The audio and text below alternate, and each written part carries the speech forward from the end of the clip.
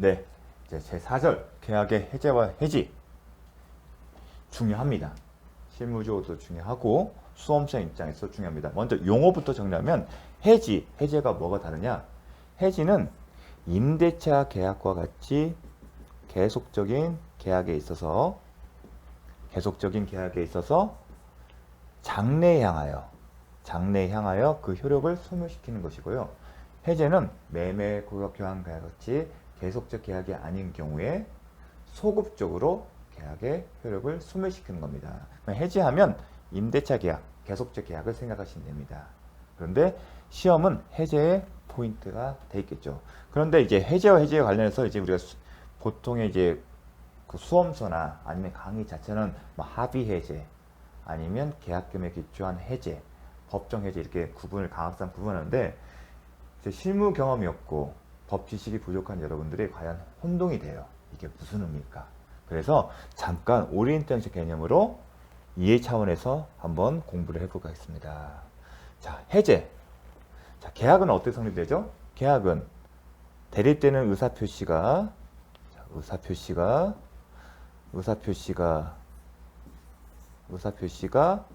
합치되면 계약이 성립되면 효력이 발생하고 효력이 발생하면 채권 채무 관계가 발생한다. 이게 계약이에요.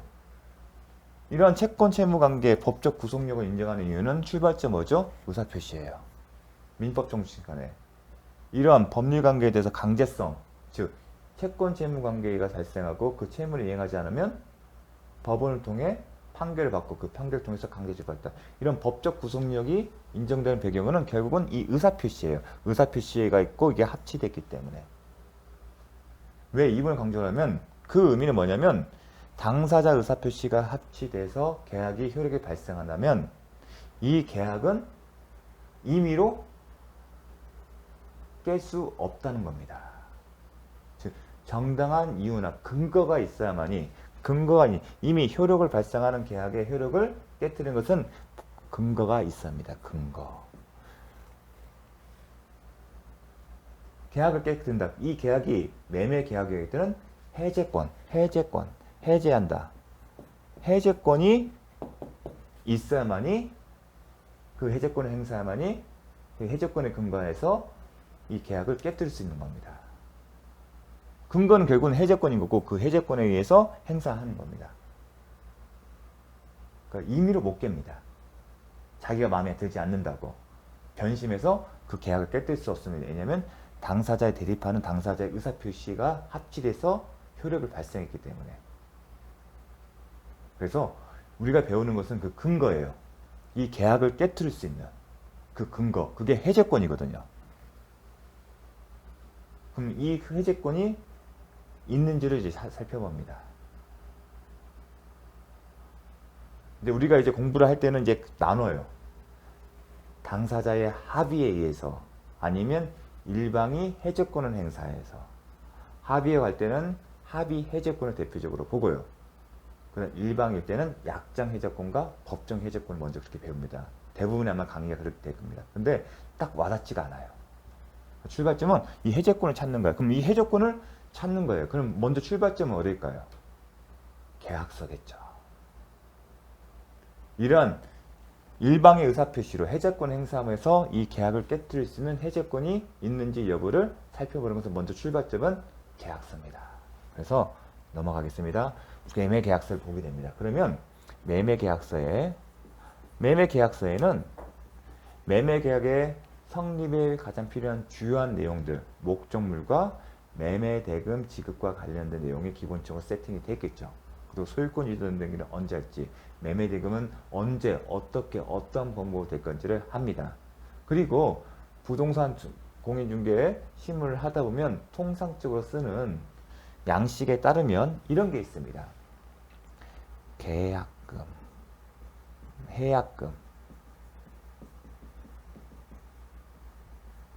해약금이라고 써놓습니다. 그리고 물론 이 앞에 계약금을 지급한다고 써 있고요. 뭐냐? 계약금의 교부자는 이를 포기하고 수령자는 배액을 상환하고 계약을 해지할 수 있다. 해약금. 뭐냐? 계약금 교부자는 포기하고 수령자는 배액을 제공하고 일방적으로 계약을 해지할 수도 없습니다. 그리고 또 있습니다. 채무불이행. 채무불이행 and 계약 해제권. 당사자 일방이 자신의 채무를 이행하지 아니할 경우 일정한 절차를 거쳐 계약을 해지할 수 있다. 이게 채무불이행에 따른 계약 해제권이라고 제목을 씁니다. 기본적으로 여러분이 나중에 공인중개 신문을 할 때 이 해제권들은 들어갑니다. 그리고 플러스 알파로 더 할 수가 있습니다. 해제권은. 이거는 지금 채무불이행 사유에 기초한 계약 해제권. 우리가 공부했던 내용이잖아요. 이행지체나 이행불능의 사유가 발생했을 때 계약 해제할 수 있다. 이게 해제권이에요. 그러면 계약을 했을 때, 계약서를 봤을 때, 해약금, 이 조항, 이 근거로 해서 계약 해제권을 행사할 수 있어요. 즉, 계약을 깨뜨릴 수 있고요. 이러한 사유에 따르면 이 경우에도 해제권을 갈 수 있어요. 그러면 이런 사유에 해당되는지, 지금 상대방에게 채무불이행 사유가 있고, 그 요건을 갖췄다면 당연히 행사할 수 있는 겁니다. 이런 식으로 찾는 겁니다. 계약서를 보고, 여기 해제권, 나 그러면 이 해제권을 가지고, 아니면 이 해제권을 가지고 계약을 깨뜨립니다. 이렇게 하는 겁니다. 만약 계약을 깨뜨리면, 나 그 계약하기 싫어. 그게 아니라, 매매계약서와 매조에 따른 해제권을 가지고서 계약을 해제합니다. 아니면, 여기 이 조항에 따라서 계약을 해제합니다. 그러면 나중에 이 조항에 따라 해제하는 것이 이 요건에 맞는지를 이제 따져보는 겁니다. 그게 적법하냐, 적법하지 않냐. 해약금과 관련해서는 이행에 착수하기 전이냐, 후냐를 이제 따지겠죠. 요건에 맞춰서. 이 요건에 맞춰서 하게 되면 적법하기 때문에 계약 해제 효력이 발생하고 언제? 상대방의 의사표시가 전달됐을 때. 마찬가지로. 근데 플러스 알파 뭐냐면 이런 것도 있어요. 어떤 이 계약의 특성상 어떤 조건이 있었어요. 그래서 어떠한 조건이 이행되지 않으면 당사자 일방은 계약을 해지할 수 있다. 이렇게. 이건 다르죠. 이건 채무불이행에는 이행지체나 이행불능 같은 채무불이행이 규칙사유로 발생할 수 있다는 거지만 이거는 그거 상관없이 어떠한 조건이 아니 건축허가가 필요 이 토지를 매매하는 건데 그 목적은 건물 신축에 공장 신축에 관한 행정기관의 허가를 받지 못하는 경우에는 매수인은 계약을 해제했어. 이런 것도 해제고. 그럼 나중에 그런 사유가 발생하면 이걸 기해서 해제권을 행사합니다. 그게 적법하면 효력이 발생하는 거죠. 그러니까 해제권 근거는 바로 이런 식으로 찾는 겁니다. 근데 만약에 계약서에 이러한 내용이 찾아오겠지만 또 하나가 뭐냐면 민법의 규정들이에요. 민법 규정에 따르면 민법 전에 해약금, 매매편에 가면 해약금이 있어요. 그리고 채권법에서 채무불이행에 대한 계약 해제권이 있어요. 그런데 만약에 매매계약서에 이런 내용이 없다고 가정을 할게요. 매매계약서에 이런 내용이 없으면 없네. 단지 다른 것밖에 없어요. 그러면 당사자는 민법 규정을 가지고도 찾을 수가 있어요. 여기 보면 민법 규정에 따르면 이런 계약금의 경우는 특별한 사정이 없는 해약금은 추정이 되고 따라서 당사자 일방이 이행에 착수하게 되는 교부자는 포기하고 수령자 배액을 상환하고 포기할 수 있다. 그거에 따라서 민법 좀 전에는 매매계약서 몇 조 여기에 따르지만 이거는 민법 몇 조에 따라서 그다음에 채무불이행에 대한 법정 해제권이 있어요. 이행지체 이행불능 민법 몇 조에 따라 해제권을 행사합니다. 이런 식으로 접근할 수가 있어요. 결국 매매계약에 이런 얘기를 안 쓰면 이걸 조항에 쓰기 때문에 보통의 계약서에는 이런 내용들을 법에 있는 내용들을 다 써놓는 거예요. 결국은 없더라도 이 조항이 적용되기 때문에 따라서 매매계약서 이런 얘기 쓰면 매매계약서 몇 조에 따라 이렇게 행사합니다. 이렇게 할 수가 있는 겁니다. 그래서 해제권을 이렇게 찾는 겁니다. 이렇게 몇 조 계약서랑 아니면 민법 규정. 그런데 혼동한 게 뭐냐면 이 계약서에 있는 내용들이 대부분 법의 규정대와 똑같이 써 대부분.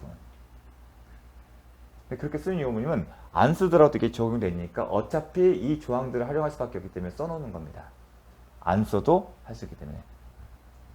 대신에 법과는 다르게 조금씩 조정할 수는 있습니다. 달리죠. 왜냐면 이행지체에 법에는 이행책을 요구하지만 당사자의 특별 합의에 따라서 이행책 없이 계약을 해지할 수 있도록 두는 경우도 있습니다. 그런 경우 효력이 인정되기 때문에. 자, 요렇게 이런 감을 갖고 공부를 하십니다. 그러면 이거는 지금 당사자가 일방이 이제 해제권 찾았어요. 근데 이런 해제권과 상관없이 이 매매계약서는 아닌 법조문의 해제권을 갖고 얘기하는 것이 그냥 합의하에 끝낼 수도 있어요. 합의하에. 그건 차원이 드는 거예요. 기본적으로 대부분은 이제 이런 거예요. 기본적으로 계약서나 아닌 법조문에 있는 해제권을 갖고 얘기하면 그 요건을 갖춰야 돼요. 왜냐하면 대부분 어떠한 요건을 갖춰야만이 계약 해제권이 발생한다고 나와요. 해약금 누구잖아요. 이행에 착수하기 전에. 그런데 합의해제는 이런 것은 매매계약서에 찾지도 않고 그냥 당사자가 당사자 의사가 합치해서 계약을 성립시켰어요. 반대로 당사자가 의사표시에 나중에 계약 체결 후에 야 우리 이러지 말고 그냥 계약 없던 거 하자 합의가 되면 그 계약을 엎을 수가 있어요. 합의해제. 그건 당사자 의사표시에 따라서. 그래서 합의해제는 뭐라고 하냐면 계약이라고 부르는 거예요. 계약 체결과 마찬가지로 계약에 성립된 효력이 발생한 계약도 합의하에 당사자의 의사표시에 합의하에 엎을 수도 있다. 그땐 별도의 계약인 거죠. 이 경우는 합의가 전제되지 않는 전제에서 찾는 거죠. 누군가가 계약을 엎고 싶은 사람, 뒤집고 싶은 사람이. 근거를 대하는 겁니다. 자, 어떻게 접근하는지 아시겠죠? 자, 이걸 가지고서 구분하는 거예요. 당사자의 합의하에 계약을 해지할 수 있는 합의해제가 있고 아니면 당사자 일방이 계약을 해지할 수 있는데 그 해제권은 일방이 하는 거예요. 당사자 일방이 임의로 합의는 당사자 의사가 딱딱 합치한 거고 일방일 때는 법이 정한 것, 민법을 정한 거예요. 약정은 계약서에 써놓은 거예요. 계약서에 근거하게 되면 약정 해제권인 거고 법의 민법 몇 조에 따라 해제권 행사하는 그런 법정 해제권이에요. 그렇게 구분이 되는 겁니다. 자, 그러면 이게 이제 계약 해제의 전반적인 내용입니다. 그러면 수험생 입장에서 뭐냐냐? 합의 해제와 계약금을 우리가 계약금을 지급하는 이유는 여러 가지 의미가 있어요. 일단은 계약이 체결됐다는 증거죠. 그리고 계약금은 통상적으로 대부분의 계약서의 경우에는 열의 9은 이행에 착수하기 전에 배액을 상환하고 수령자는 교부자는 포기하고 계약을 끝낼 수 있어요.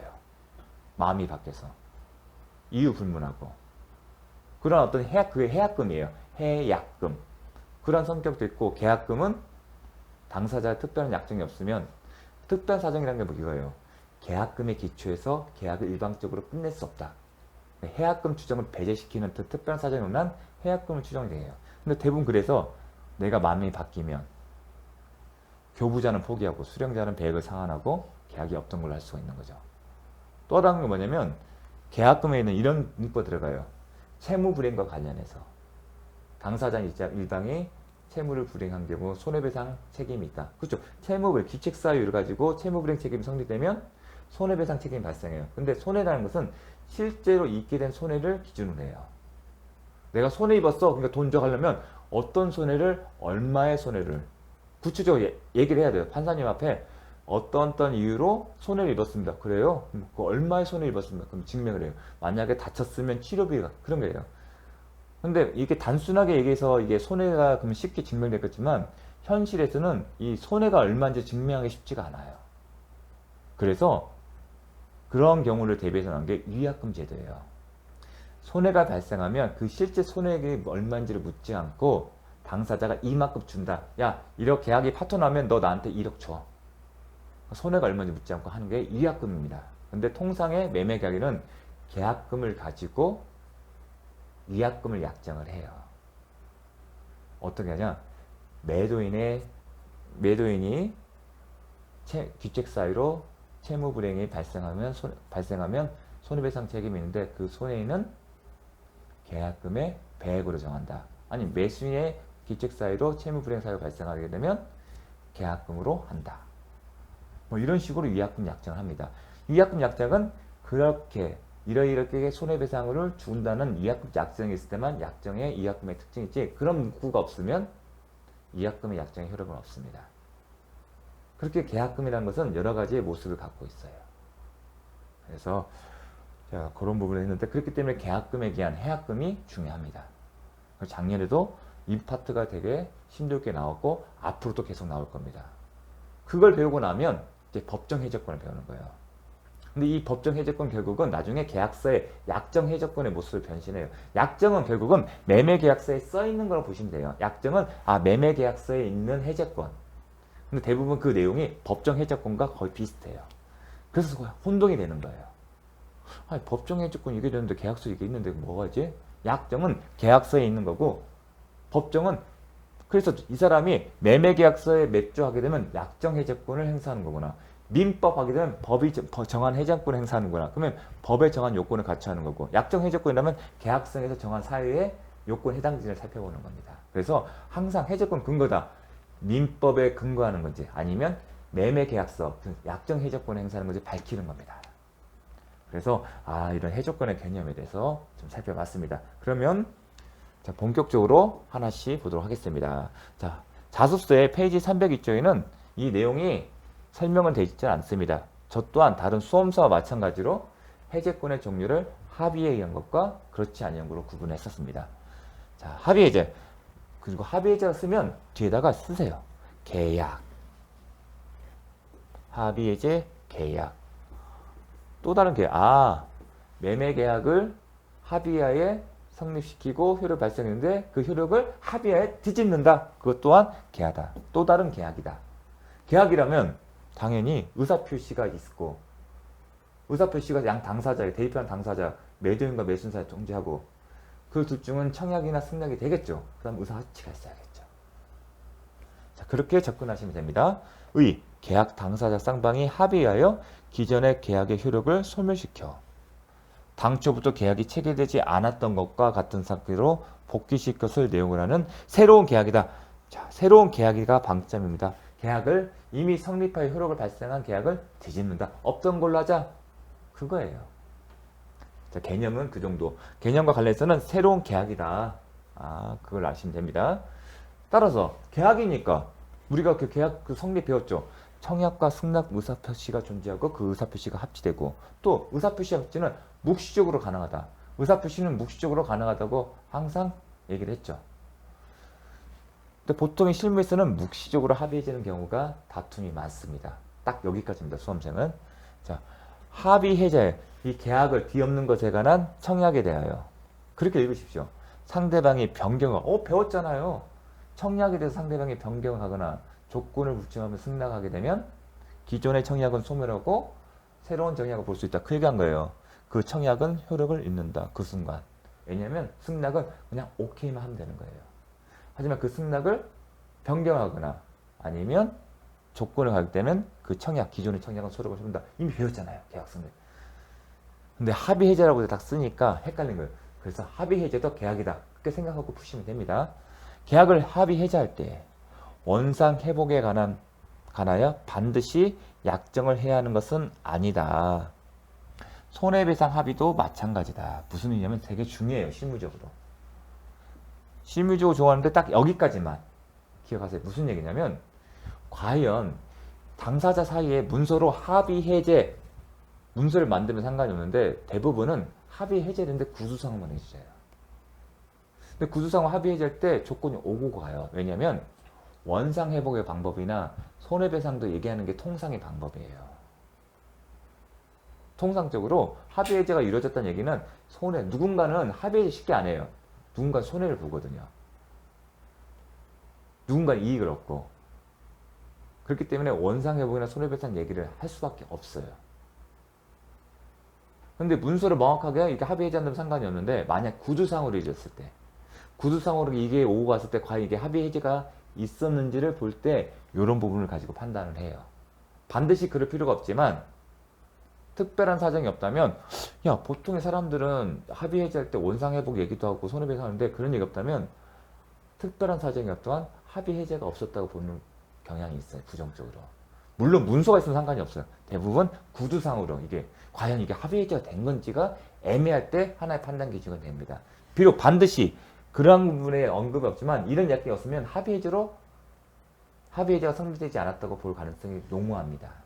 거기는 이제 딱 여기까지만 아시고 실무적 그런 의미가 있구나.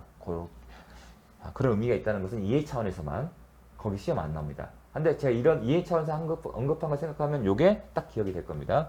매도인이 잔대금 지급기 경과 후에 계약 해제를 주장하고 이미 지급받은 계약금과 중도금을 반환하는 공탁을 하였을 때, 자, 매도인이 잔대금 지급기 경과 후 계약 해제, 잔대금을 안 받겠다. 그리고 오히려 자기 받은 거 다 돌려주는데 매수인이 안 받겠다는 거예요.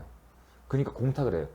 이런 게 변제 공탁이거든요. 공탁은 뭐냐면 상대방이 돈을 받지 않거나 아니면 상대방이 주기 싫을 때, 원래 원칙적으로 이론상으로는 못하는데 상대방이 수령을 거절하거나 받지 못한 경우에는 공탁을 하는데, 실무적으로는 직접 주기 싫어, 좀 애 좀 먹어라, 그럴 때도 공탁을 합니다.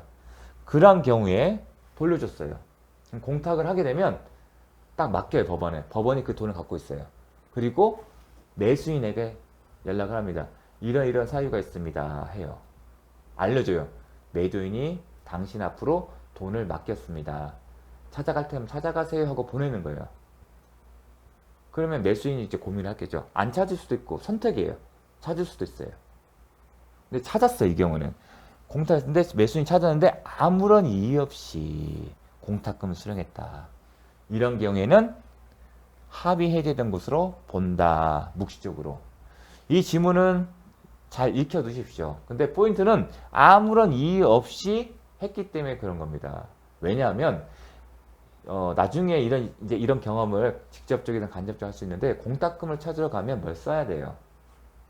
근데 이의를 유보하는 경우를 있고 이의 없이 하는 경우가 차이가 있어요. 무슨 얘기? 이의를 유보하는 건 내가 비록 이 돈을 받다 하더라도 나는 이 권리 의무 관계에서 다툴 거야. 손해배상 청구도 청구할 거고. 그렇게 이의를 유보할 수도 있고요. 이의를 유보하지 않는 얘기는 이 사람이 하는 주장은 뭐죠? 계약 해제, 공탁 원인을 써요. 공탁금 할 때 왜 공탁을 했는데 이 사람이 이렇게 쓸 거거든요. 계약이 해제됐기 때문에 원생 회복 의무 일환으로 돌려주는 겁니다. 이 지금 매도인이 맡긴 것은 계약 해제를 전제로 한 거예요. 거기에 이의가 없었던 거예요. 그걸 기억하시면 됩니다. 공탁을 할 때 돈만 맡길 때 사유를 써요. 왜 이 돈을 맡기는지에 대해서. 원인이 뭔지에 대해서. 제가 매매계약이 체결돼서 매매대금으로 받았는데 매매계약 해제를 주장합니다. 매매계약을 해제하기 때문에 원상회복 의무가 있고 그 일환으로 이 돈을 돌려주고 싶은데 매수자가 그거를 안 받으려고 합니다. 그래서 수령 거절하고 있기 때문에 합니다. 계약 해제 전제. 거기에 대해서 이의가 없는 거예요. 해제 주장 이의가 없기 때문에. 근데 이의를 이거는 이 사람은 계약 해제 주장하는데 나는 계약 해제 인정 못합니다. 그게 이의 유보고요. 그때는 이제 합의 해제가 되는 게 아닙니다. 이건 공탁이라는 그 절차를 알면 쉽습니다. 근데 여러분이 아직까지는 그걸 접하기 힘들 거고 또 실무적으로 또 이걸 해본 사람은 거의 없을 겁니다. 그래서 이런 경우가 이제 합의 해제 하나의 예시다. 계약의 합의 해제에 있어서는 당사자 쌍방이 자기 채무의 이행 제공 없이 합의에 의하여, 즉 합의하면 그 순간 계약은 없는다, 그 얘기입니다. 해제할 수 있음은 계약의 자유원칙상, 어째 계약 성립도 의사표시에 따른 것처럼 없는 것도 의사표시의 자유다. 묵시적 합의 해제의 경우도 마치다. 묵시적도 결국은 합의지 말이 안 해본지 의사표시의 표현이 있는 겁니다. 자, 당연한 얘기를, 의사표시의 자유다. 계약 체결 자유가 있는 것처럼 계약을 뒤엎을 자유도 있다. 의사표시. 그 내용을 쓴 겁니다. 자, 그래서 성립과 관련해서 이런 쟁점이 있고요. 자, 그러면 이제 효력. 자, 계약 효력에서 이제 언급되는 것들이 있는데, 이제 원상 회복이 합의 해제의 경우에 그 원상 회복 쟁점이 있습니다. 그리고 잠시만요. 네. 자, 여기까지만 하고, 시간상 여기까지만 하고, 자, 다음 시간부터 살펴보도록 하겠습니다.